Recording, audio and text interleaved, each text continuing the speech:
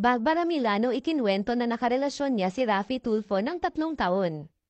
Ano ang masasabi niyo tungkol dito? Pakinggan ang kanyang interview. Siyempre, minahal mo yung tao. Tapos ilang taon kayo? 3 years. Kaya, maalala mo kasi wala namang ginawa sa'yo masama yung tao. Minahal ka rin naman. Kaya lang, siyempre, may point na darating yung time na hindi magkakahiwalay din pala kayo. Anong nangyari dahil meron siyang pamilya at that time na hindi mo alam? Pero nung nalaman mo, naghiwalay na rin kayo or nagpatuloy ka? Naghiwalay na talaga kami. Gano'n? Di napakasakit nun. Gaano katagal kang nabuhay sa kasinungalingan noon? Okay lang yun. Okay lang kasinungalingan kasi minahal mo naman yung tao eh. Okay lang nabuhay ka ng kasinungalingan ng time na yun.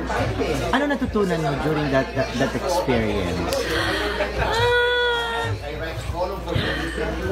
Natutunan?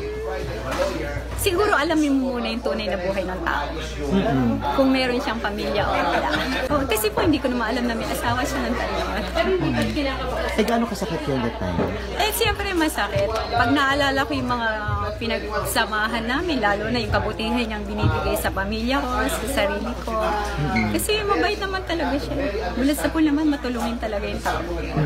Kasi alam ko po na naintindihan nila na hindi ko naman alam talaga yung tunay na buhay ng tao. Kasi yun ang sabi niya, ano siya, single, di po. Asman lang, okay lang. Batiin niya ako, okay lang din. Ba't hindi niya ako batiin, okay lang din. Masaya na ako sa buhay ko, masaya naman na siya sa buhay niya.